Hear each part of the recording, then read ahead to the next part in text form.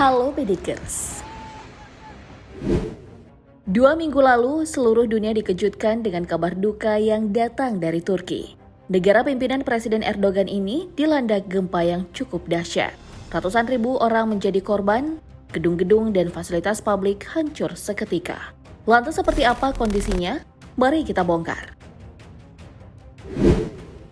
Dilansir dari Daily Mail, gempa besar yang mengguncang Turki berpusat di dekat kota Gaziantep, Turki.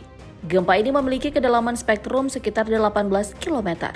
Gempa yang masuk dalam klasifikasi gempa besar ini menyerang kota dengan jumlah penduduk lebih dari 2 juta orang. Berdasarkan survei geologi Amerika Serikat atau USGS, pusat gempa terletak di 23 km arah timur kawasan Nurdagi, Provinsi Gaziantep pada kedalaman 24,1 km. Nurdagi sendiri terletak di sepanjang perbatasan Turki dan Suriah. Itulah mengapa gempa juga dirasakan di beberapa negara termasuk Suriah dan Lebanon. Melansir dari laporan CNN, gempa ini merobohkan sejumlah bangunan dan membuat penduduk berlari di jalan. Tak hanya gempa utama, gempa susulan juga terasa cukup kuat di Turki bagian selatan dan tengah.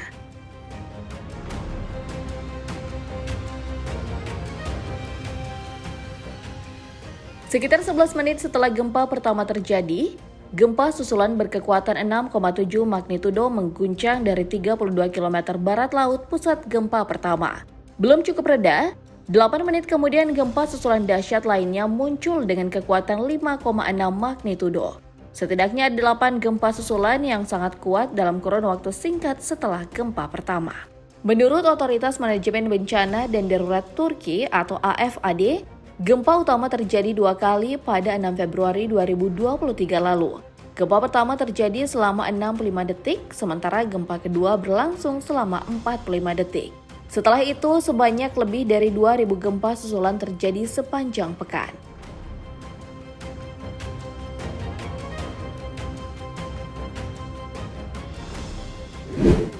Banyak media yang kini menampilkan perubahan besar yang terjadi pada kota-kota terdampak gempa di Turki. Salah satunya foto satelit di Antakya ini. Foto ini diambil pada Desember 2022 lalu oleh Maxar Technologies. Lalu ini adalah foto yang menunjukkan situasi dari lokasi yang sama setelah gempa bumi terjadi. Ini adalah potret sisi lain Antakya sebelum gempa, sedangkan ini adalah potret bagaimana situasi di lokasi yang sama saat ini.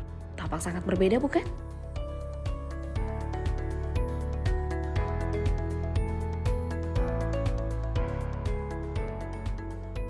Masih dari wilayah Antakya, foto ini menunjukkan bagaimana bangunan padat berdiri sebelum gempa. Lalu setelah gempa bumi, wilayah ini dilanda kehancuran yang sangat nyata.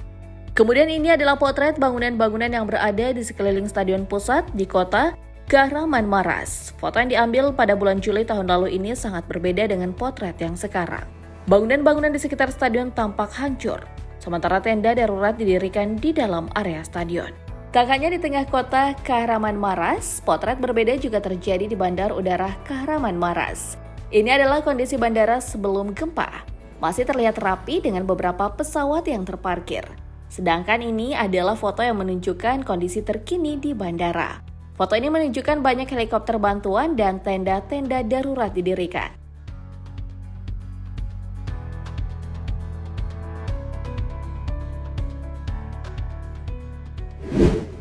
Salah satu masjid tertua dalam sejarah Turki yakni Habibi Nekar di Antakya juga turut hancur diguncang gempa.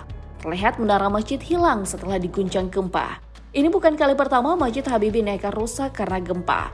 Tahun 1853 silam, gempa bumi meratakan sebagian besar masjid. Hingga kemudian dipulihkan oleh Ottoman. Masjid bersejarah ini menjadi daya tarik utama bagi wisatawan dan sering dikunjungi jamaah muslim. Namun sayang, saat ini Masjid Habibi Nekar kembali hancur. Semoga bisa segera pulih lagi ya Bedikers.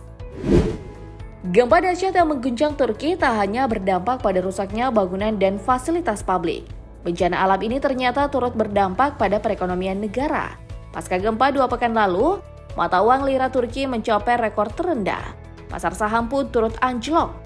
Lira merosot ke level 18,85, sementara benchmark ekuitas utama negara ini turun sebanyak 4,6%. Dilansir dari IDX Channel, penurunan harga saham dan lonjakan imbal hasil obligasi menunjukkan investor khawatir mengenai kondisi ekonomi di Turki. Negara ini pun menangguhkan perdagangan di bursa saham utamanya pada 8 Februari 2023. Kini korban yang meninggal akibat gempa bermagnitudo 7,8 telah melampaui 28.000 orang meninggal dunia dan diperkirakan akan terus bertambah. Sementara korban yang terluka mencapai 80.104 orang. Sedangkan di Suriah, total korban meninggal mencapai 3.000 orang.